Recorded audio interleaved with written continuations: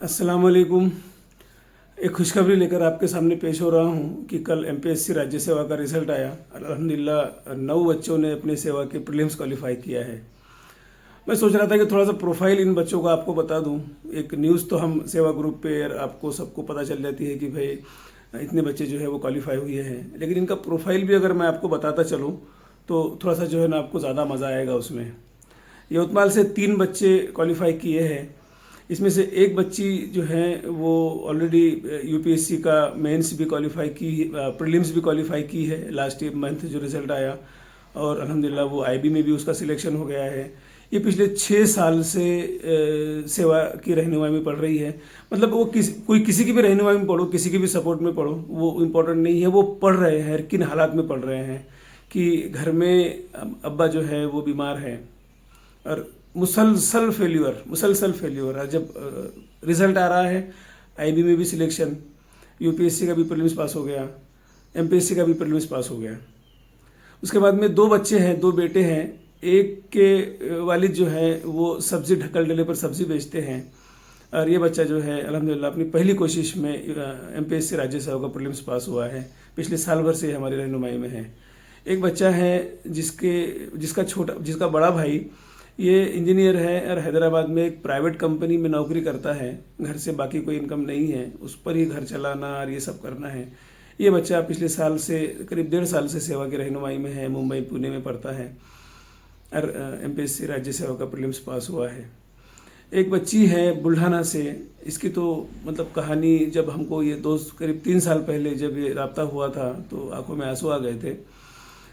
अल्लाह मगफिरत करे और जन्नतुल फिरदौस अता करे हमारे साथी जनाब सलीम शेख साहब, जो रिटायर्ड डिप्टी आरटीओ थे, औरंगाबाद से ही थे।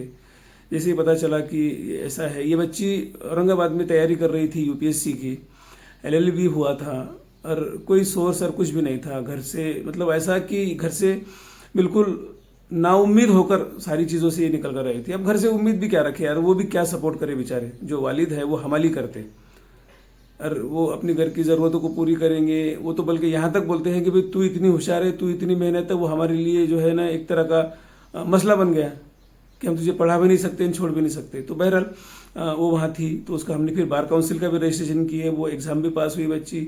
और तब से वो बच्ची फिर वहाँ से औरंगाबाद से मानू हैदराबाद में, फिर उसके बाद में हज हाउस मुंबई में, फिर एफएमएलसी मुंबई में, और अल्हम्दुलिल्लाह वो आज यहाँ पर है। कल मेरी उसकी बात भी हुई। वो बोली थी कि मामा यही हर्डल था जो मेरा रुका हुआ था, और ये होता भी है। और पिछले कुछ सालों का हम ट्रेंड देख रहे हैं यूपीएससी में भी और एमपीएससी में भी कि प्रीलिम्स ये बहुत बड़ा हर्डल बन रहा। जो बच्चे प्रीलिम्स निकाल लेते वो उनके बहुत ज़्यादा चांसेस बनते कि वो फाइनल लिस्ट में भी आ रहे हैं। इंशाल्लाह ये भी आएगी। एक बच्चा है लातूर का, तो वो लातूर में लास्ट ईयर भी उसने प्रीलिम्स निकाला था, लेकिन मेंस के बाद में वो इंटरव्यू में नहीं जा पाया, क्योंकि वो मेंस के लिए जो प्रिपरेशन के लिए जो लगता है, जो कोचिंग लगती है, जो इवैल्यूएशन लगता है, उसकी जो 20-25 हज़ार रुपये की जो फीस लगती है वो इन लोगों के पास में नहीं होता, इसलिए वो रुक गया था। उसका भी यही मामला था कि उसकी मेस का इंतज़ाम भी जो है ना उसके दोस्त कर रहे हैं। उसके बाद में एक सांगली से एक बेटी है, ये मतलब सुपर, जो बोलते हैं कि सुपर वुमन की तरह जो है ये बच्ची है। इसके वालिद ट्रक के ड्राइवर है, और ये बच्ची मतलब पुणे में फर्गूसन में पढ़ी है, फर्गूसन की टॉपर थी। उसके बाद में यूपीएससी के प्रिपरेशन में आई। लेकिन हालत ये, जब मैंने पिछले मेरे करीब 1.5 साल पहले जब मैंने ये मैसेज डाला था तो बहुत लोगों ने कंट्रीब्यूट किए थे। ये बता रही थी कि मैं एक वक्त ही खाती हूँ, क्योंकि 2 वक्त के खाने का इंतजाम भी मेरे पास में नहीं है। करीब 4 किलोमीटर 5 किलोमीटर से भी ज़्यादा लंबा जो है ना मैंने वो दूर पर लिया है किराए से, ताकि किराया कम मिले उसका।